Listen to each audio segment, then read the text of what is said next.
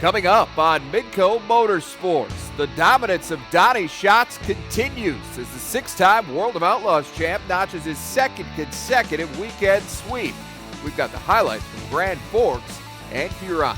The WISSOTA Late Model Challenge Series continued its annual trek through the upper Midwest with a stop at Rapid Speedway. Find out which driver claimed the $2,000 payday. All that plus a look into the world of radio-controlled racing. The green flag drops now.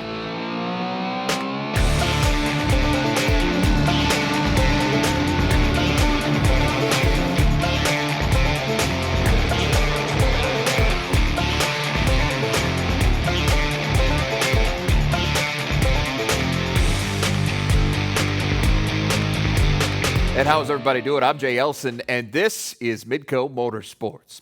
Well, with Steve Kinzer now retired from full-time racing, the World of Outlaws are in need of a new king, and Donny Schatz is the obvious choice.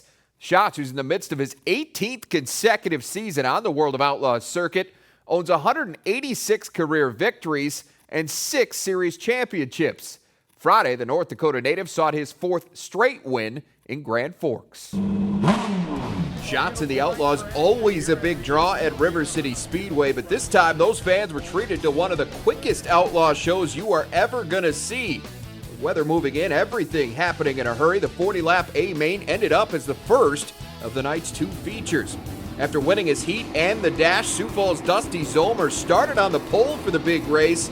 But that 15 car was right next to him, and Zomer would get a good look at just how good Schatz really is. The two trade the top spot a couple of times over the first 2 laps before the 15 gets past the 82 for good. And from that point forward, this became the Donny Schatz driving school. Schatz showing why he's the best in the business, weaves his way through lap traffic with ease. At one point, his lead over Zomer would stretch to nearly 4 seconds, just total domination as he rolls to his 4th straight win.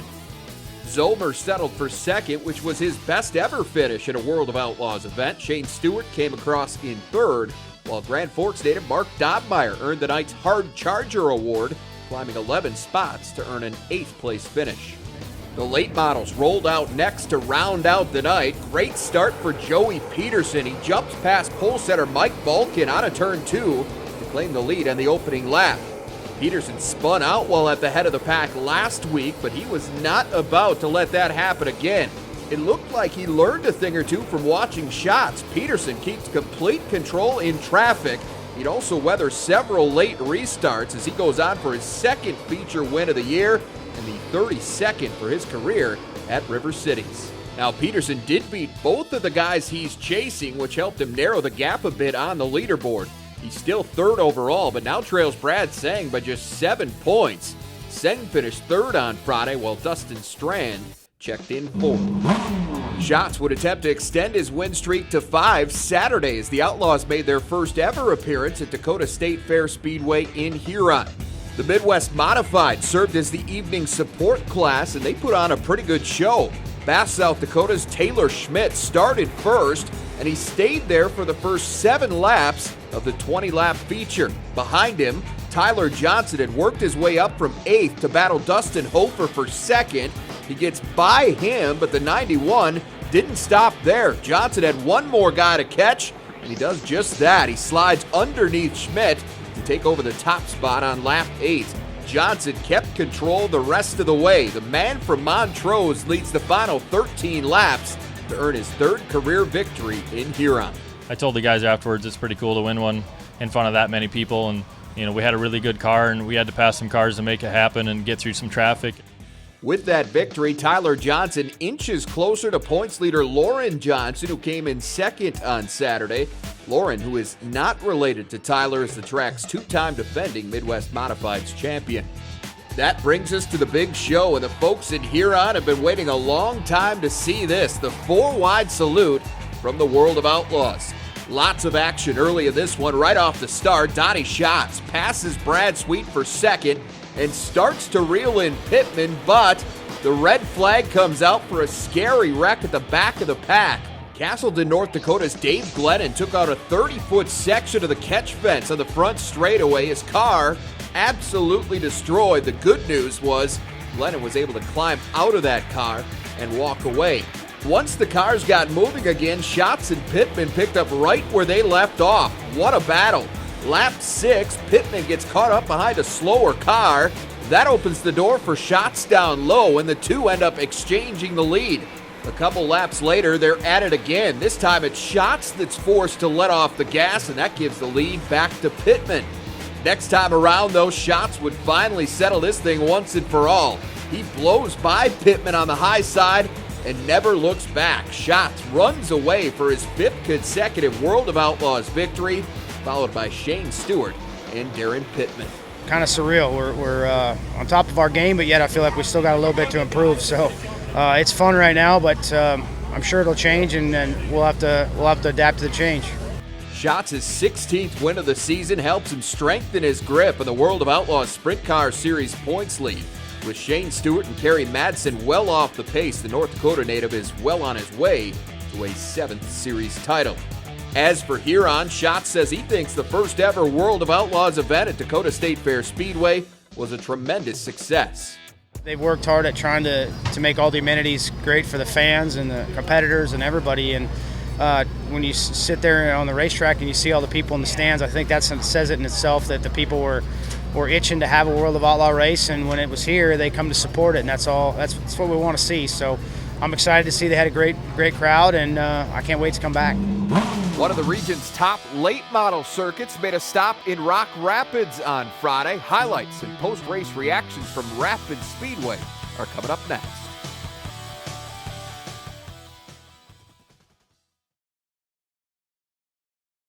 A successful run in the WISSOTA Late Model Challenge Series requires almost as much stamina as it does skill. This year's 14-race schedule, which kicked off a couple of weeks ago, features stops in 5 states in a span of 2 months. Friday, the 2015 challenge made its first and only appearance in Iowa at Rapid Speedway.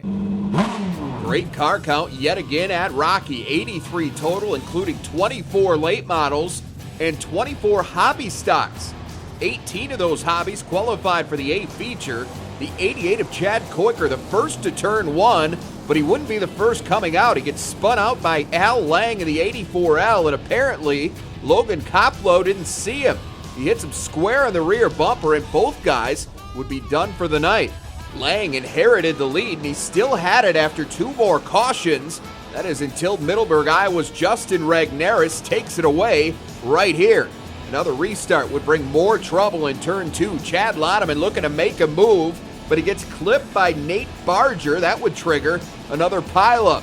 Things finally get cleaned up after that, and in the end, Ragnaris claims his first win of the season in Rock Rapids. Despite that victory, Ragnaris remains second behind Dustin Gulbranson in the hobby stock standings.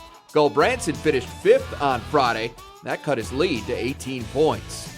The B-Mods were next. Good battle for the lead on lap 1 between Cody Arndt and Maya Christensen. Advantage Christensen in the 782. He wouldn't hold that lead for long, though. Arndt responds after a restart on lap 3, and that was that. The 84 leads the rest of the way. He, too, gets his first win of the year at Rapid Speedway. On that restart, it just everything kind of fell into place, and just kind of history from there, I guess. That brought us to the main event, 40 laps for the WISSOTA Late Model Challenge, which paid $2,000 to win. Picking up on lap 9, Watertown native Scott Ward grabs the lead from Ricky Weiss as they come down the front stretch, but Weiss takes it right back on the back chute. Ward sticks with it, though. He gets back in front the next time around as the two go by the grandstand. It looked like he was going to keep it this time, but with less than 10 laps to go, his car lets him down. Mechanical issues end Ward's bid for the win, and that was great news for Weiss. The Canadian shoots into the lead and stays there for the duration. He gets his first late model challenge victory for 2015. I don't think I could have got Scotty Ward there. He was kind of dominant, but he had fuel pressure issues and fell back, and I think I knew I had a chance when I seen that. Let's head north to Ada, Minnesota now. Thursday Night Thunder at Norman County Raceway. Good start to the night in the Mod 4 feature. With 3 laps to go, Bryce Bjerken and Corey Van Mill are fighting for first. Van Mill wins that fight by decision as the caution flag flies. He'd keep the lead off the restart and never take his foot off the gas. The 40 car goes on to pick up its second win of the year. With that, Van Mill gains a point on Bjerken in Norman County's Mod 4 standings. But how about this? The top 4 guys separated by a total of 5 points. Another good race in the Midwest Modified. We'd see a battle for second with 9 laps to go. The 3W of Aaron Wetterlin can't hold off Jason Strand in the E85. After that, Strand set his sights on the leader, Jamie Winterquist. Strand nearly gets by him between turns 1 and 2, but the 12 car able to fend him off, and Winterquist, who hadn't finished better than 5th in ADA this season, goes on to get the checkered flag. Castleton, North Dakota's Rick Pavlicek looking to continue his hot streak in the IMCA Sport Mods, but the points leader gets a little too aggressive here, makes contact with Talon Tommerdahl, and spins out on the front stretch. That just made him want it more, though. Pavlicek keeps chipping away, works his way up from the 4 spot to number 2. Then with 4 laps to go, the 17R passes Scott Jacobson for the lead. And that would do it. Pavlicek stays out front for the final 4 circuits to earn his 3rd straight victory at Norman County. Kind of had a little trouble at the middle of the race there. Kind of got bumped a little, kind of spun out, and had a little determination to get back to the front there, and the car just works awesome, and I can't complain anything there. What a run. That makes 3 wins and a second now for Pavlicek in ADA in 2015. But even with that to his credit, his advantage in the standings just 11 points over Christopher Van Mill and Tommerdahl. Moving on to the WISSOTA Street Stocks. Lap 2, watch the 10R of points leader Travis Robertson. Jumps from 4th place to 2nd with a big move off of turn 2, and he almost takes over the lead on the same lap. It was only a matter of time, though. 1 circuit later, Robertson dueling with James Tandeschi in the 7 car, and Robertson finds what he's looking for down low. The 10R would lead the final 12 laps and heads to the winner's circle for the first time in 2015. When I saw that 18 get into second, my lead kept getting smaller. I started to get a little worried in the car, but car ran great tonight, and I was able to hold on for the win. With that victory, Robertson gains a little extra breathing room on the leaderboard. He's 6 points clear of Ryan Satter, who checked in 4th. Horace, North Dakota's Rick Schultz is 14 off the pace.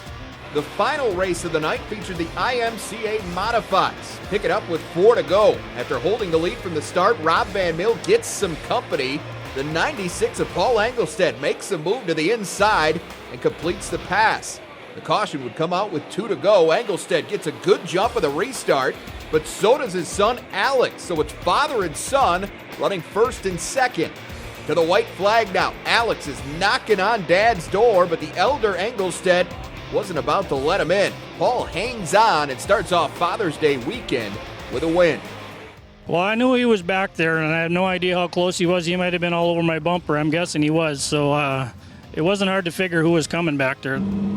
Hobby stocks often get overlooked, but one local track is trying to give drivers in that division a little extra love through a new bonus program. We'll explain how it works when Midco Motorsports rolls on.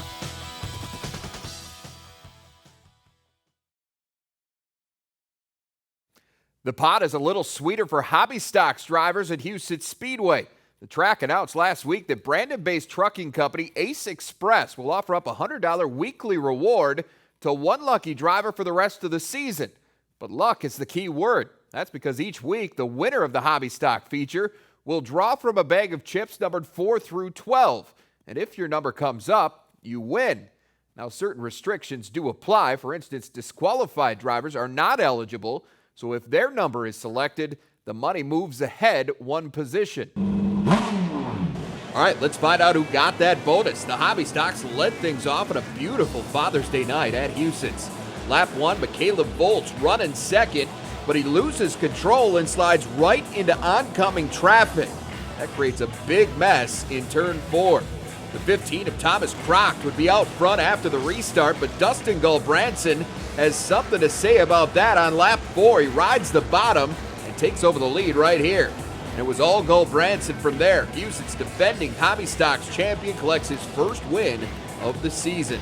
We've got quite a battle shaping up in the standings. Gulbranson moves to within 1 point of the leader Chad Kunert, while Jim Bartman and Jason Bradley each trail by 2. By the way, that $100 bonus went to Chad Loneman, who finished 11th. We had a six-pack for the Race Saver Sprints this week. 6 cars, that is. Pole setter Trevor Mell led the opening lap, but the next time around, Shane Fick takes the top spot away in the 22. With 6 to go, Fick still out front, but not for long. Robbie Wolfgang goes to the cushion and slingshots around Fick coming out of turn 2. Fick would spit out a short time later. That allowed Wolfgang to pull away for an easy win, his first of 2015. Wolfgang now has a win and 3 top 5 finishes in his 3 appearances at Huset this season. He stands third in the points. Casey Abbas finished third on Sunday and remains the overall leader. Finally, we go to the Outlaws, the 410 main event. After an early caution, Matt Jewell goes low to get by Ryan Bickett for the lead. But Jewell's night would come to an end on lap 6. Broken throttle linkage forces him to pull into the pits and brings out the caution. Bickett inherited the lead for the single file restart, but Tim Kading takes it away on the first turn. Nice move on the inside. The best battle of the night would happen a short time later after a restart with 9 to go. Kading going back and forth with Mark Dobmeyer. The 2 trade slide jobs on consecutive laps, with Kading finally gaining the edge. From there, the 3-car pulls away over the final few laps and rolls to his first victory of the year at Huset. I got to give this one to all my crew guys. We've had a frustrating couple weeks and definitely came out on top tonight, which was a very high note. After 4 races, Kading finds himself locked in a tie with Bickett for second in Huset's Outlaw Sprint standings. They are 2 points behind Dusty Zomer. Joe Riedel and Eric Schultz round out the top 5. Saturday was a good night for the Midco Motorsports area at Knoxville. Lap 6 restart in the 360 feature, and it's a couple of South Dakotans leading the field. Sioux Falls' Clint Garner in the 40 machine settles back into the top spot, while T's Justin Henderson moves into the runner-up position. Those two would maintain a blistering pace throughout, but Henderson would not be able to catch Garner. He's virtually untested en route to his first win of the season and the 21st for his career at Knoxville. Despite having just the 1 victory in 2015, Garner is sailing toward a 6th 360 title at Knoxville. He's got a commanding 150-point lead on the field. Moving on to the 410, start of the 20-lap main event, Ian Madsen takes the lead from his pole starting position, and there's Henderson again. The 1 car moves past Danny Lasowski and into second. Henderson determined to get to the front, and he'd get it done on lap 7. Uses the low groove to blow past Madsen for the lead. The 1 car would build as much as a 10-car length advantage, but he runs into some trouble on lap 18. The front nose panel on Henderson's car comes loose and blocks his view. That forces him to roll to a stop, giving Lasowski the lead. The seasoned vet took it and ran with it. The dude finds victory lane for the 3rd time this year. Career win number 104 at Knoxville. Tough break for Henderson, who ends up losing the race and losing more ground to Lasowski in the points. He's now 204 off the pace. Ian Madsen, Terry McCarl, and Davey Heskett make up the rest of the top 5. Now, there's a limit to how many laps you can turn outside in this part of the country, but one local group is helping people satisfy their need for speed year-round. We'll take a quick look into the world of radio-controlled racing right after this.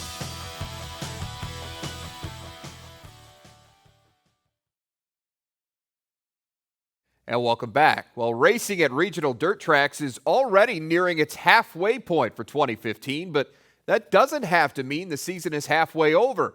Radio-controlled racing is rapidly gaining in popularity, and that's helping more and more people from our area fulfill their need for speed year-round.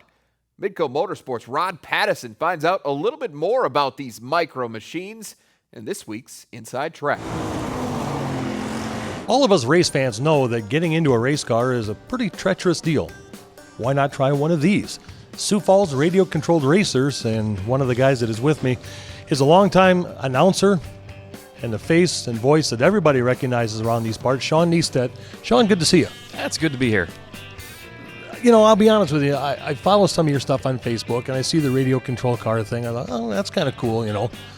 My buddy Dave brings this car into work, and I said, oh my goodness, I got all fired up. Yeah, they're really look very similar to a full-size race car, and that's one of the main rules anywhere you go in the country. Before a car can be approved for production, it has to look like a full-scale car. So that's what you have, and it's just one of those realism things that I think makes this little hobby more real, more exciting, more fun. This whole thing is just so intriguing. There's so many things I want to ask. Let's talk about the cars first of all. Obviously here in Sioux Falls, we race the sprint cars and the modifieds. On the outside, they look different. They're also different on the inside as well. Yeah, the cars all come from basically a similar chassis. The plate that's on the bottom, the sprint car is a little more narrow than what you'd find for a late model or for a modified. But after that, really, they're about the same kind of car, same kind of motors, same kind of batteries all the way through. And then you put the bodies on them, and you've got yourself a race car, whatever you prefer. These things are just amazing. I had a chance to watch some hot laps and things like that. And we were talking about some of the feature events, 100-lap feature events. These cars even have the same type of transponders that the sprint cars and race cars do out at like Husets and things. Yeah, I can't imagine if you had to stand here and count the laps. Because you get 6-7 cars going around a little racetrack like we have here. The lap times are like 3.7 seconds a lap. There's no way you'd keep track of who was where and what's going on. That's what makes it kind of exciting out there on the track is you have an idea who's ahead of you, but you don't always. So yeah, there's kind of that sportsmanship thing. You want to move over and give the guy room. Sometimes you make a mistake and you let a guy go and you just went from third to fourth and you had no idea. How's the format of the racing and radio control cars different than what we would see like at the racetracks around the area? Very similar in that you have heat races and features, and of course you always want to do the best in the A feature. That's the big one of the day. The differences here, typical full-scale racing, you get one qualifying heat race, and then the features. In this, there's 2 rounds of qualifying, and it's based on time instead of laps. So for here, for example, we have 4-minute heat races, and you get 2 of those. And then the A features here are 5 minutes in length generally, instead of being a 25-lap A main. What's really neat about the dynamics of the racers is we've got kids here, we've got announcers, we have current drivers, we have doctors. I mean, it doesn't matter. If you want to go fast, this is the place to do it. And that's what I've found to be the most interesting thing of my 7 or 8 years of doing this. You meet a guy for the first time or a lady there for the first time, you don't know what their background is, and it's fun when you see anyone from a young kid just getting into it, having fun, to some of those guys who've been doing this for a long, long time. Everyone kind of mixes around, and the most important part is mingling around the pit area, talking and having fun with guys. If someone is watching the program, wants to get involved with this, are there some shops around the area or the region that people can go get some of this equipment and maybe start to get into it? A lot of this stuff is very specialized, so it's pretty tough for somewhere around the Sioux Falls area to say make a business go of it. Donovan's Hobby Shop here in Sioux Falls, they've got some stuff, some paint, some gear, some things like that. If you wanted to get parts from a hobby shop, there's a Hobby Town down in Omaha you could go to, or T's Hobby Shop in Rochester, Minnesota. A lot of the stuff, otherwise, you order online from some specialty websites. And if somebody wants to get involved, they can go to those places to get the equipment, but how do they get involved with the Sioux Falls area or just get into the racing deal altogether? A good place to start would be on Facebook. Tended to do that search for Sioux Falls area RC racers and get added into that group. You'll see the schedule, you'll see the events happening there. The rules are all listed out there. And then the best thing to probably do is go experience one of these races for yourself, see the cars, maybe ask a guy if you could drive one or feel it, get it in your hands a little bit, and give it a try. Last but not least, how about a season? I mean, obviously we're racing indoors here now, but are there indoor, outdoor seasons? And what's the main season so folks can maybe prepare for it? The main season for the indoor racing part is generally in the winter, which works out really well. When the big car stuff shuts down and the snow flies, you go racing inside, and it keeps that bug and keeps that excitement and juice going through the winter. And then you'll also find some summertime racing. There's a track at Aspen Park in Brandon, which is right over the hill from Huset. You can see it from the announce tower there. They race through the summer. Thanks for the time, Sean. Looking forward to seeing how this grows. Let's hope it's a good day for me, right? Absolutely. Safest racing you can find right here, radio-controlled racing in Sioux Falls. All right, thanks, Rob. The season for the Sioux Falls area RC racers runs from October to April. The group races on Fridays and select Sundays in Harrisburg, South Dakota. Well, we have reached the white flag. We'll wrap things up with a look at your weekend schedule next.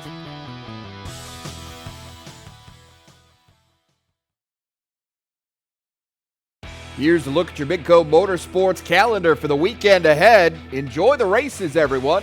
We'll see you back here next week.